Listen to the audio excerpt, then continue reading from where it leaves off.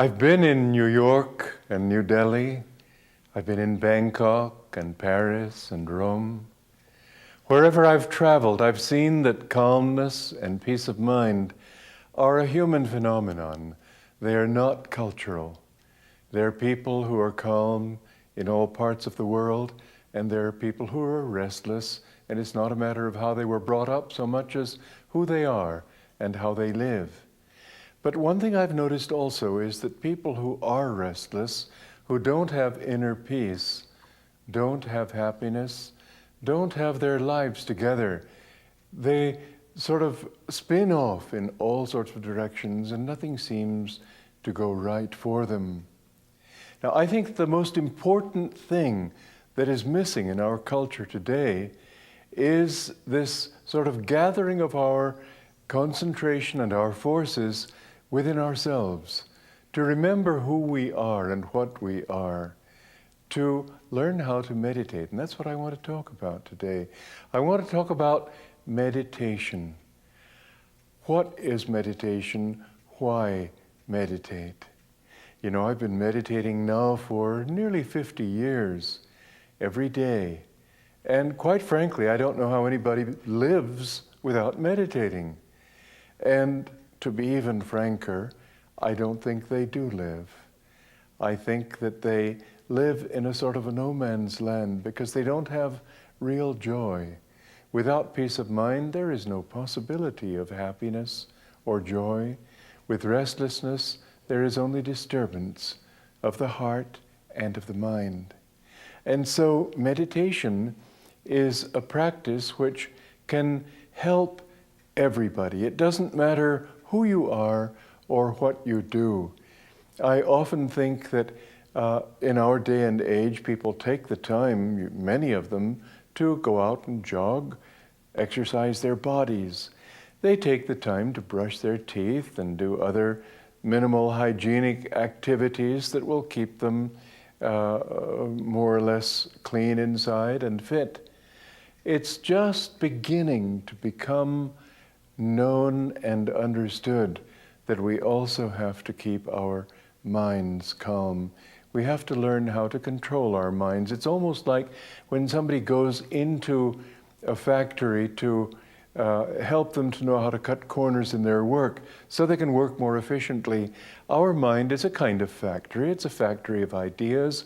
It's a factory of energies. And if we don't know how to direct these energies and these ideas with focus, with concentration, then we tend to just sort of jump around or to go in circles. I have seen something else, because not only have I meditated for 50 years, but I've come in contact with thousands of people who meditate also.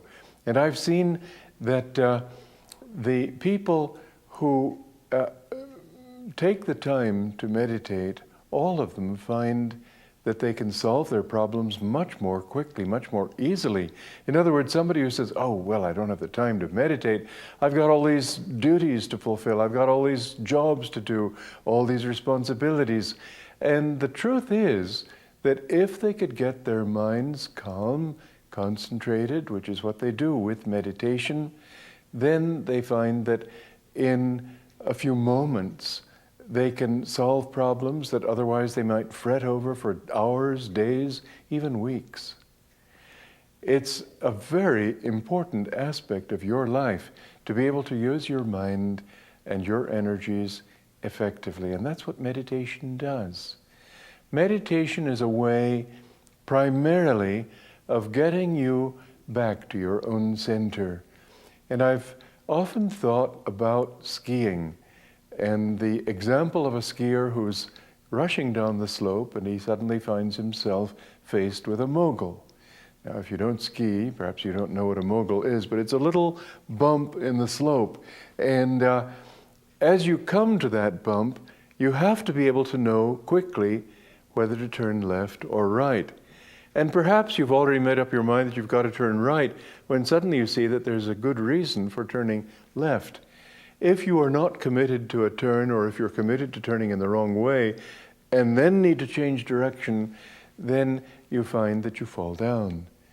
And so if we have balance, if we're centered in our spines, you might say, then we can quickly adjust to whatever circumstances life throws at us. And instead of shouting and getting angry and upset, you find that you can adjust to reality. In a book of mine called Education for Life, I give a good definition of maturity, which is the ability to relate to other realities than one's own. That means, of course, it includes the idea of being able to adjust quickly to new directions, new ways of looking at things, other people's thoughts, and to see how those might be included in your own. To be in yourself is to be mature. To meditate is to achieve that maturity. So we're going to be talking this hour about meditation, what it is, how to do it.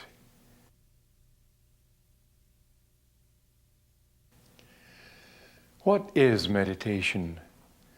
Many people use the word meditation to think about problems, for example. I'll meditate on that, and they let their mind sort of go in circles about how to solve a problem, or perhaps even more than that, or worse than that, thinking about the problem without even thinking about how to solve it. Well, meditation isn't that. That is actually a part of the way the conscious mind works, and we're talking about another level of consciousness. You see, there is the conscious mind, which is basically problem-oriented. It analyzes, it dissects, it sees how this thing is different from that. And there's another aspect of the mind that many people know all about, or at least something about, the subconscious, from which our impulses, our desires, our tendencies that we don't really even know about on a conscious level, and yet they, to a large extent, affect the way we behave, the way we react to things, how we like things or dislike things.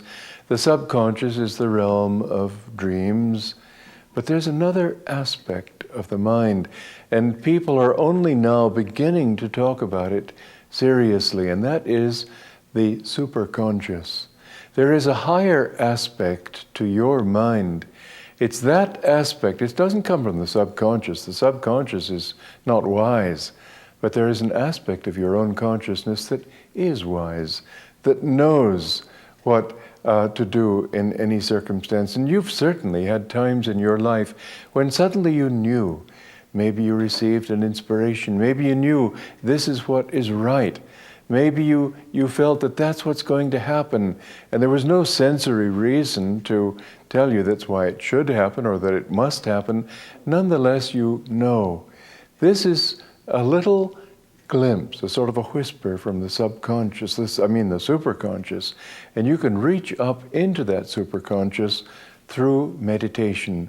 When you meditate, then suddenly you open your mind. If you meditate rightly, you open your mind to that higher aspect of your own being. And so meditation is different from concentration, and meditation is also different from prayer. Prayer, you might say, is asking God to come to you, asking God to help you, asking God to guide you, whatever it might be. But most people in prayer do all the talking. What we have to do is listen for God's answer. Now, I know some people don't like the word God, but you know, God is in you, and He's your own higher self. In fact, you can think of Him as the highest potential you can imagine for yourself. And the reason it's good to think of God is because otherwise you tend to think I, and limit it to the ego. And that's what prayer is basically all about. What you need to do, and you don't need to listen to a voice booming at you from the clouds. You don't need to listen to some cosmic policeman directing you to go left or right. What you need to do is listen to your own higher conscience. We need to listen, and this attitude of listening is often a matter not of what you listen to, but the attitude of mind, how you listen. And so, one thing that will help you is to learn how to release the restless thoughts. I have a meditation which is a long guided meditation, and we're going to use it on this program to help you to get into that. It's called Land of Mystery. In itself, it's not so much a meditation as I'll define it later on, and yet it's a means of helping you to listen, to open your mind to new realities, to new possibilities. And yes, it's an imagination, and to that extent it's also subconscious in a way, but you need to bring the subconscious into the picture too, getting it to help you to cooperate with that broader vision that you're seeking. So now, let's listen to the beginning part of Land of Mystery, where we talk about sort of releasing your worries, your cares, your preoccupations with your daily life and all the problems that beset you, and just sort of sail into the sunset.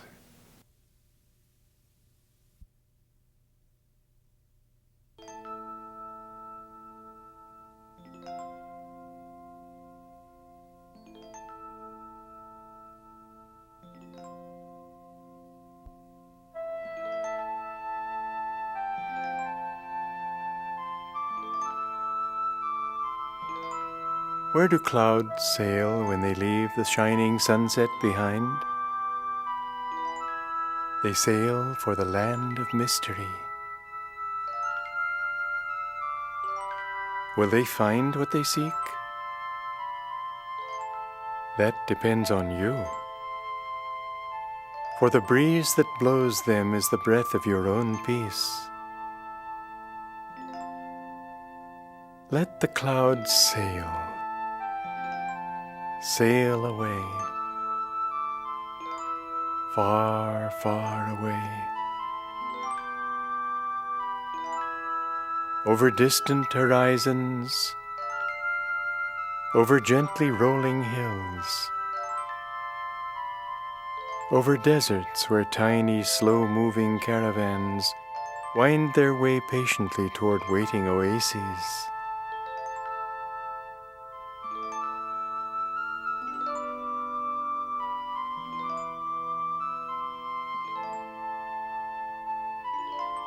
Sail with the clouds above the vast oceans, their heaving swells rising, sinking, constantly as if slowly breathing.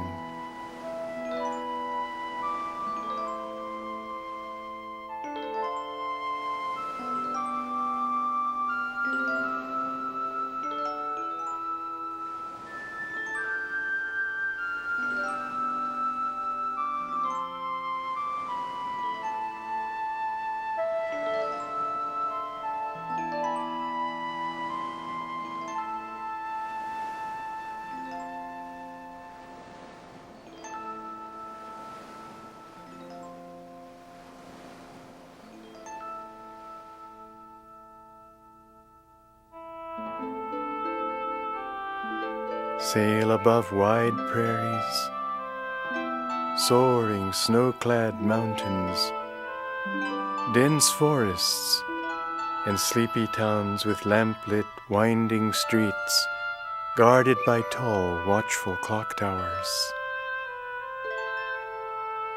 Sail over farmlands, little patchwork quilts of green, gold, and walnut brown. Fly far, ever farther, until at last you come to a land of golden light.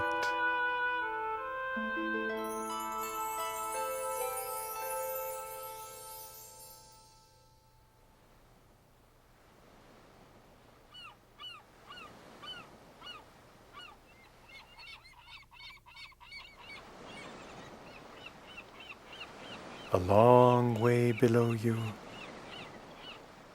white beaches washed by soothing waves, call to you, come to us, sleep on our soft sands. A deep blue sea murmurs through the rolling surf. Rest and listen while I sing to you. and palm trees rustling in the breeze draw your gaze inland, where emerald green hills call to you invitingly. Play here in our golden sunshine.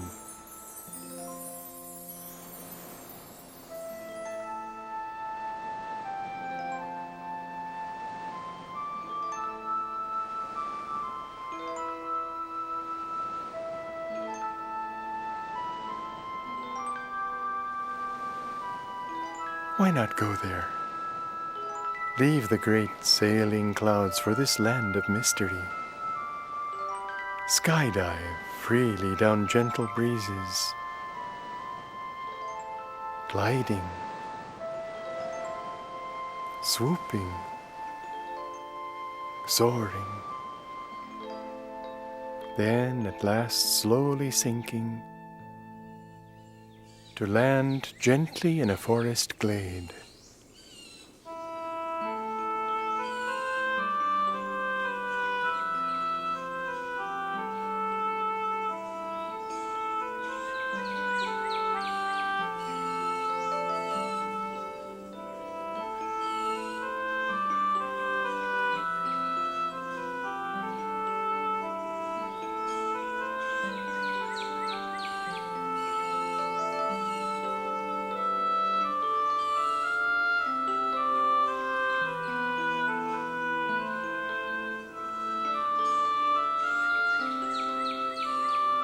Walk on the green, mossy floor, its touch cool on your bare feet. Long shafts of sunlight slant downward like stairways from the sky.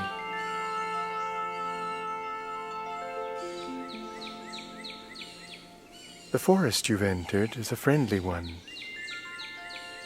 Fawns gambol near you or graze quietly. Gaily colored birds flit from tree to tree through the slanting sun rays.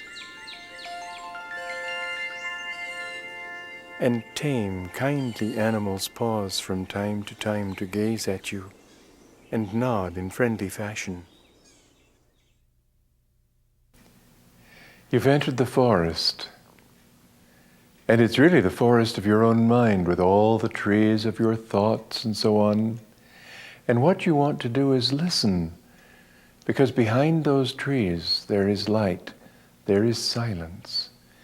And meditation finally is listening to the silence underneath all the thoughts of your being, underneath your personality, and to listen to that deeper side of your nature which sings to you from your own superconscious.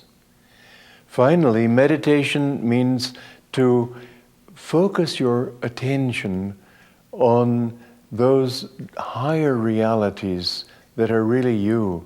And what are those realities? Well, I started with one of them, silence.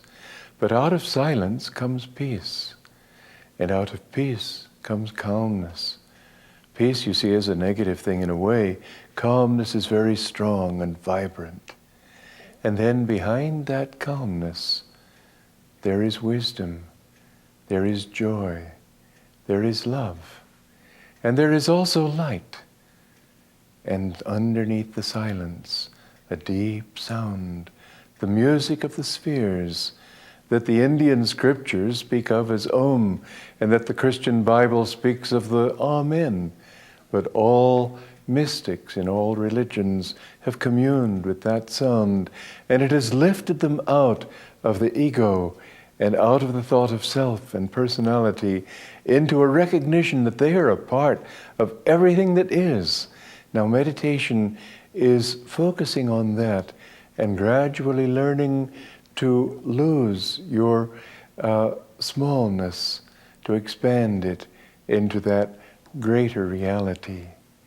Now, there are ways that we can do this, and this is where we have to teach you techniques of meditation. But I'd like to emphasize before I do that, that meditation is also something that you can do all the time. Yes, the stillness of meditation comes with sitting absolutely still physically, but also as you walk, as you go about your affairs, be always recollected in yourself. Be always sort of mindful. You could even put it this way, be other-minded, so that behind the flowers, behind the wind, behind the clouds scudding in the skies, behind that there is some deeper awareness that brought you and all these things into existence. And meditation is something that you can do wherever you are in this sense. Just learn not to talk so much. We do much too much talking. Learn to be a little quiet. And in fact, even when you have to talk with people, don't just listen to their words and don't just blurt in and say, oh, I've got an idea, but listen to what their intention is behind their words, because very often people they don't say what they really mean. They often want to, but don't know how. But sometimes they don't want to because their feelings are too deep to be expressed. And so we don't really communicate with people until we learn how to commune with people. And to commune with them means to go deeper than their personalities and to perceive that deep inner self that is struggling for outreach, struggling for communication, yes, but struggling to touch life even as you are. Each one of us is like an island on the ocean, united, apparently separate, but united underneath, because we are all projections of the same Mother Earth. So meditation, again, is listening. And before we get into the practice of meditating in a formal way, I'd like to begin, because I don't want to tie you down to rigid practices that you might find strange. I'd like to begin with where you are in your life, with who you are, and suggest to you ways of transforming that familiarity into something that is a much deeper kind of familiarity. Not just the familiarity that you look at yourself, you see in your mirror every morning when you comb your hair. Not just that person whom you know to have likes and dislikes and habits, but listen to who you really are. Listen to your deeper ideals. Listen to the world. Be more aware of what is going on around you. And so let's also go into this forest floor, go into the forest and look around us. And with the music, feel that music is expressing our own thoughts and feelings and liberating us from this little busy nature that we've developed with our preoccupation with job and family and all the groceries and bills we have to pay and so on. Forget all that. There's a much greater reality. And your soul longs to be in touch with that reality.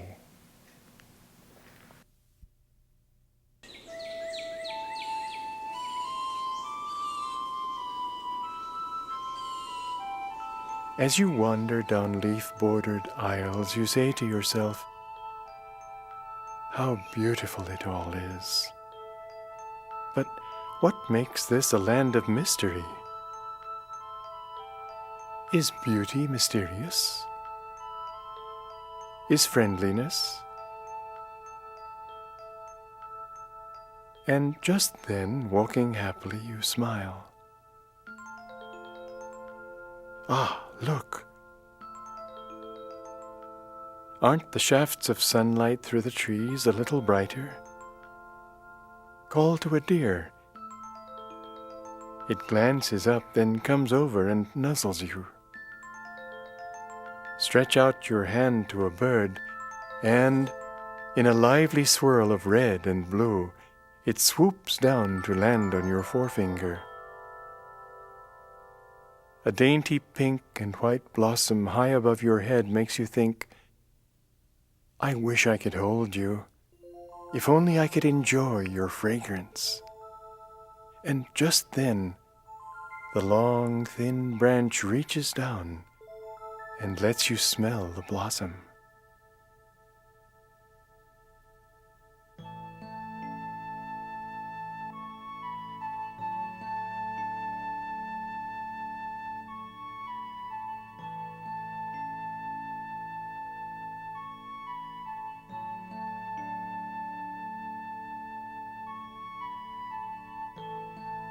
Now do you understand?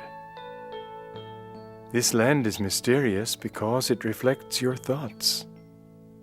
Why, you ask? Because you and it are in harmony.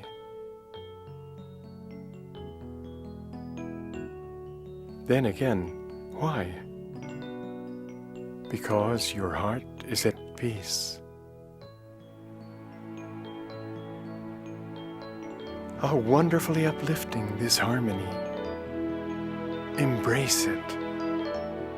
As you do so, a cresting wave of joy breaks over you, and a chord of angelic music pours through the trees in a stream of radiant light.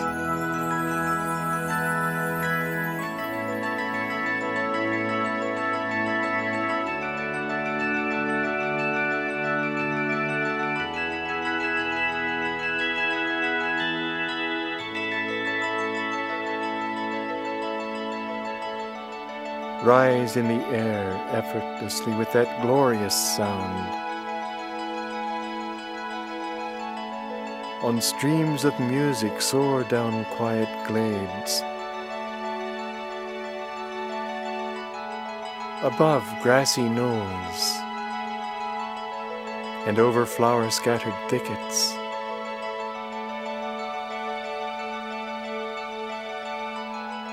Up shafts of sunlight, then down again.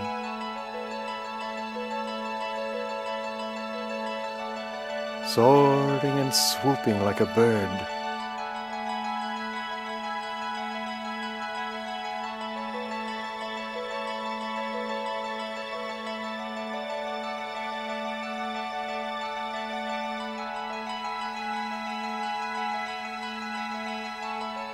After some time, come again to earth. In an open field at the edge of the forest.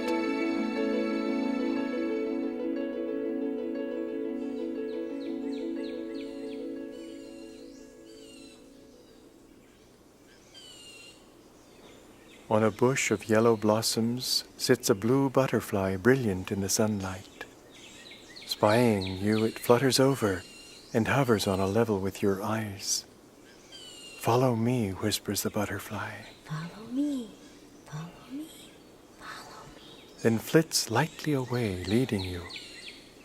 Soon you emerge onto an emerald meadow. Wild flowers of countless laughing colors wink at you merrily through the long grass that sways gently in the breeze.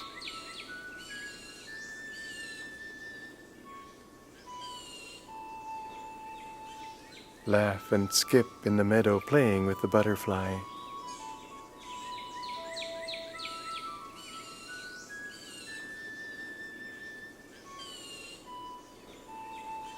Then sit quietly and breathe the sweet scent of the wildflowers. Listen. Can you hear rippling music, harp-like on the breeze? The strings of the harp are the long meadow grass.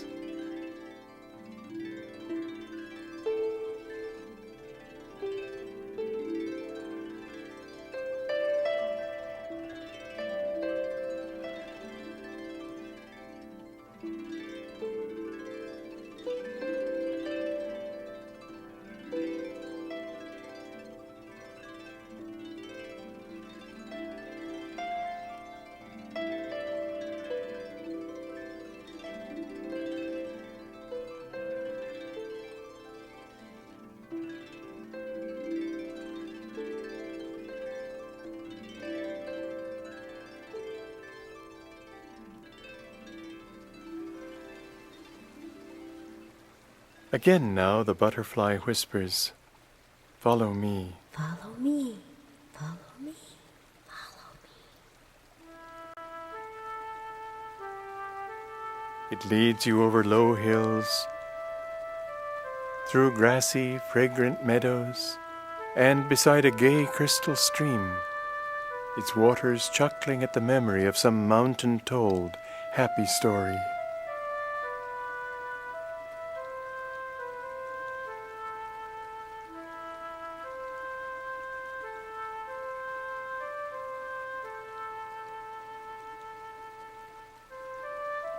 At last you see before you the rustling palm trees, and beyond them, a wide, sparkling beach, spreading a welcome to you of warm sand.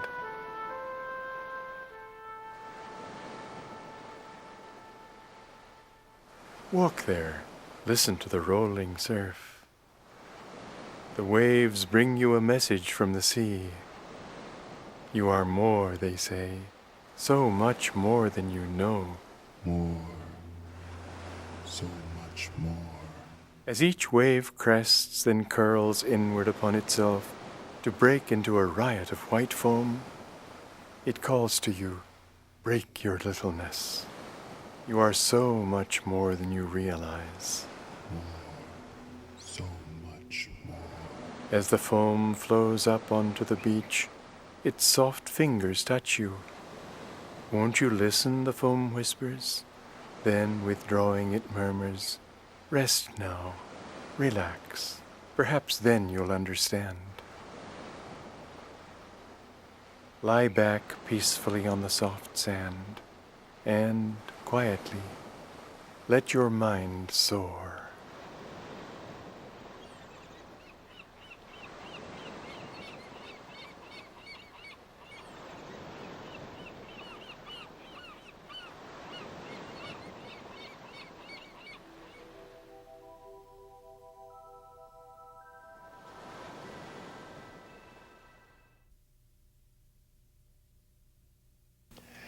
We've brought you to a pause, and that's what I want to talk about now.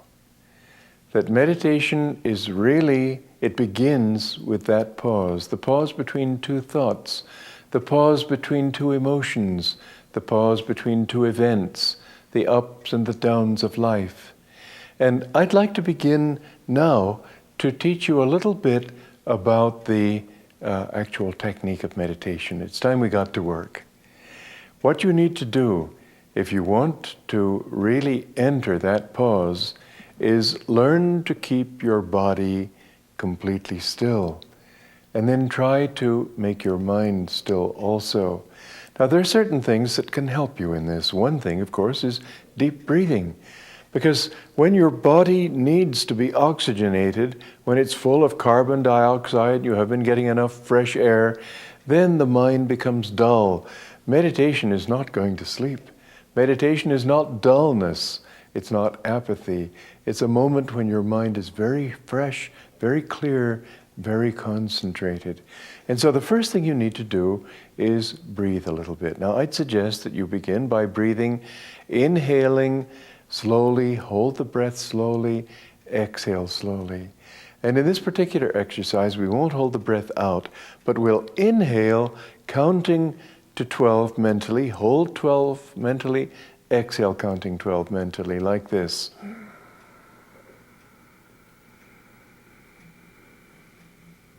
Hold.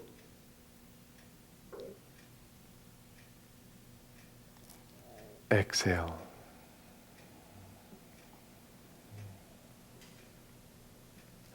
And with that rhythm, do that 2 or 3 times. Now, because time is somewhat short, we won't go through that exercise completely. I have a lot I'd like to tell you.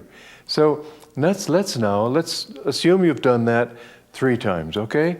Inhale counting 12, holding counting 12, exhale counting 12. Now, inhale and tense the whole body. You see, you need to relax the body too.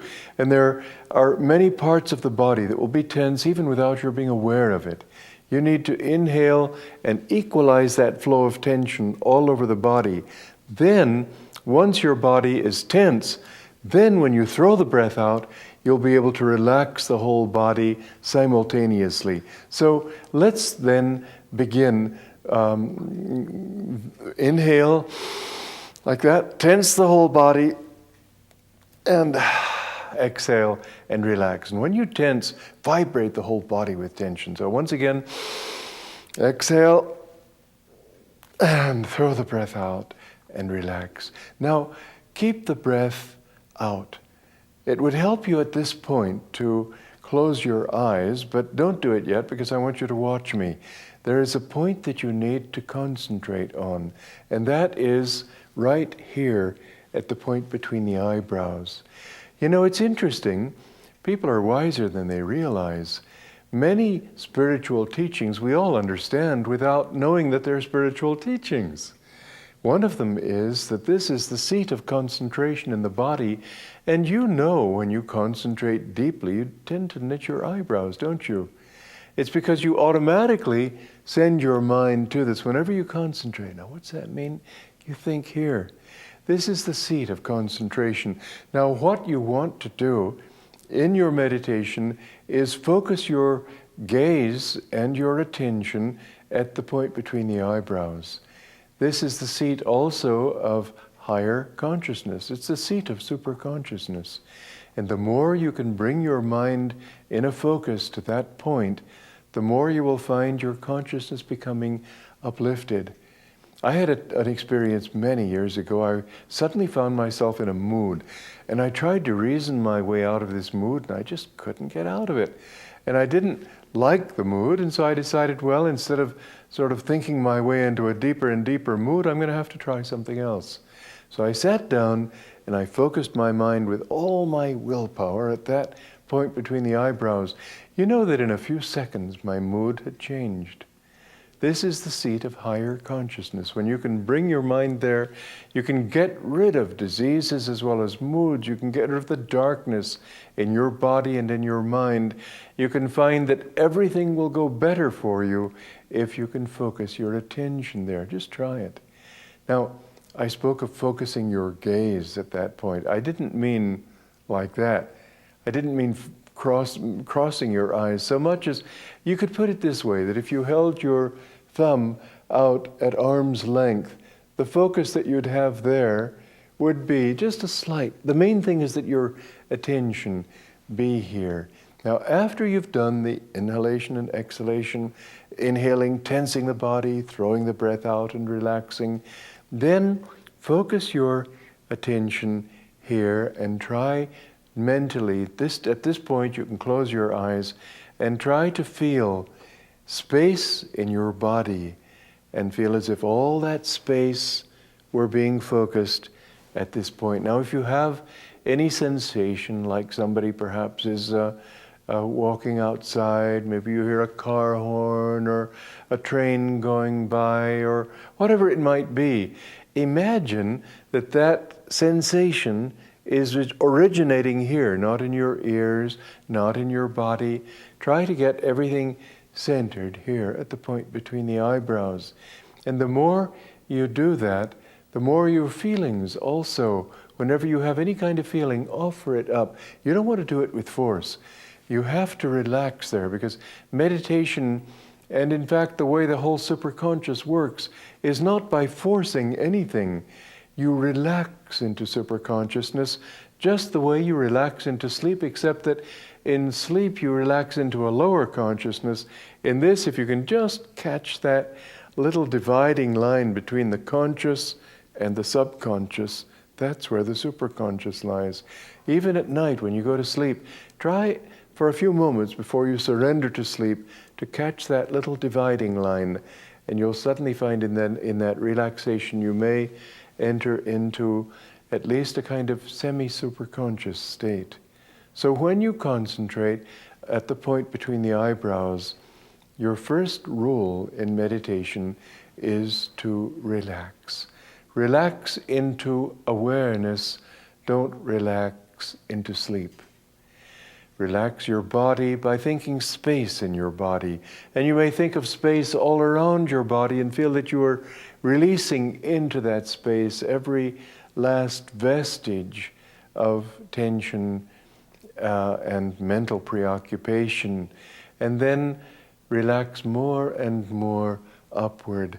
Meditate with a feeling of pleasure, not with a feeling of duty and hardship and stern willpower, but just feel that you enjoy your reality, the deeper reality of your own being.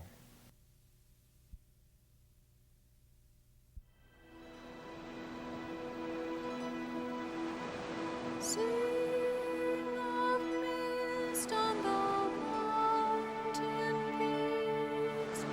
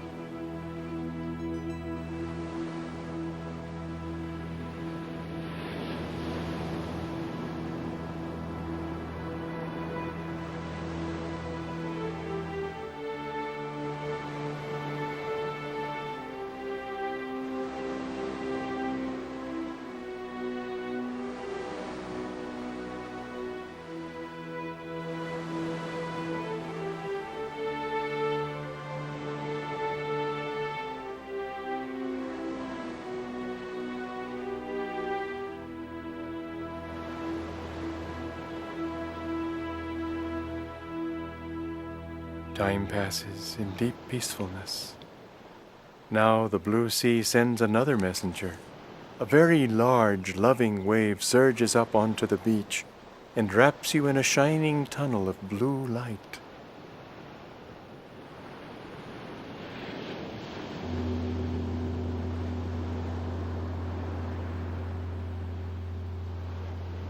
Lose yourself in that light.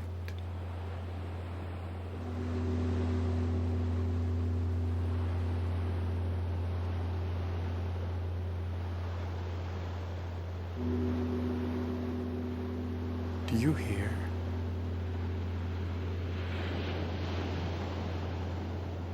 A deep rolling rumble speaks to you from inside the wave. We are one.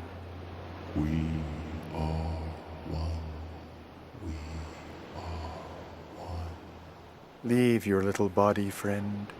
We are one.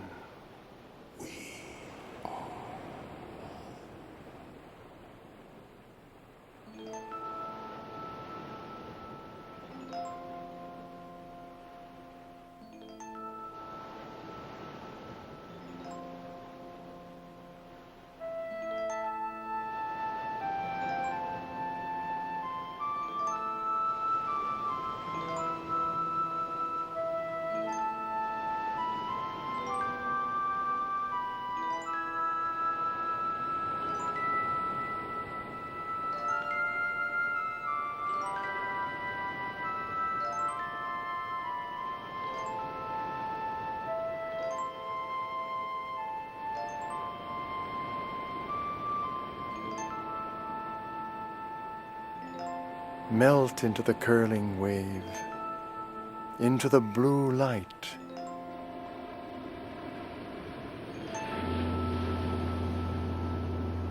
Into the vast sea.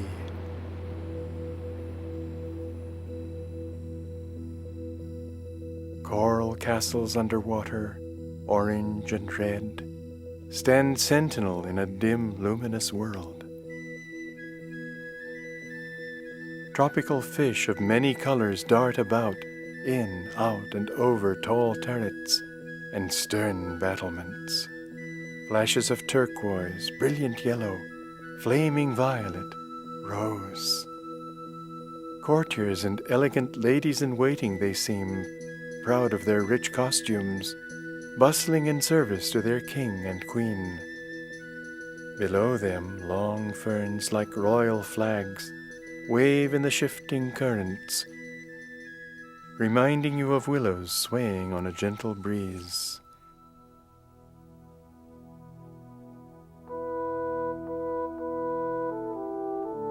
The sun's rays in this underwater kingdom form tall columns, fading off into the distance, shining pillars in a formal garden, where mist hides the surrounding countryside and fairyland terraces step down gracefully to a dark, unseen valley.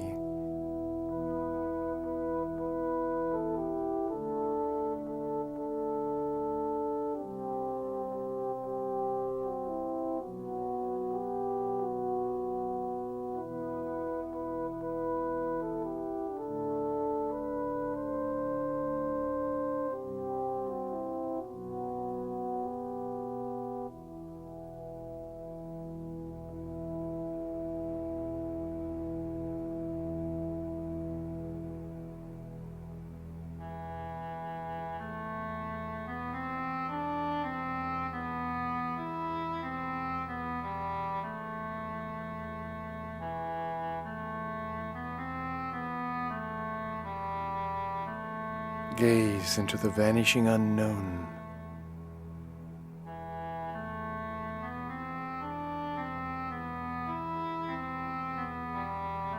We are one, rumbles the sea. We are one. We are one.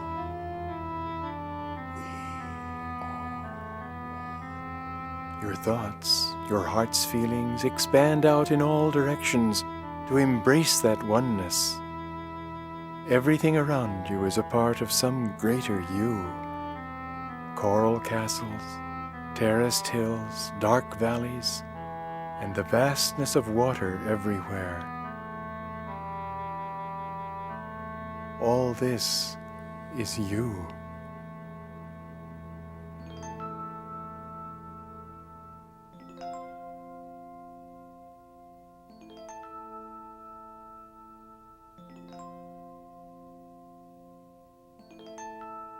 You, a tiny ripple of peace, have become now the vast sea of happiness and joy.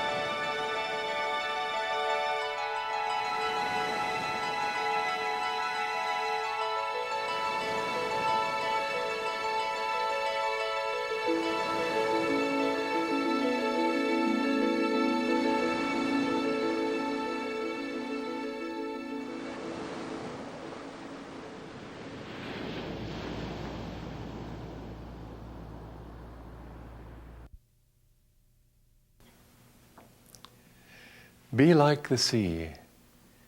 Be like a wave on the sea that merges back into the great ocean and becomes the ocean.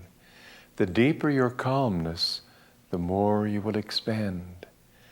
But as the waves rise onto the beach and sink back with a hiss into the ocean again, so now be conscious of your breath. Feel that your breath is like the waves. And watch the breath. Don't control it, but just watch it impersonally and allow it to come in and out. And in fact, in the ancient teachings of yoga, which is really the science of meditation, they say that there is a mantra that will help you to calm your mind, and it will resonate with the breath. So when the breath comes in and you're just watching it without control, as it comes in, mentally say Hong, H-O-N-G. And as the breath goes out, mentally say Saw, S-A-U. Now the meaning of this in Sanskrit basically is I am He. I am that ocean. I am that vast, expanded peace and love and joy.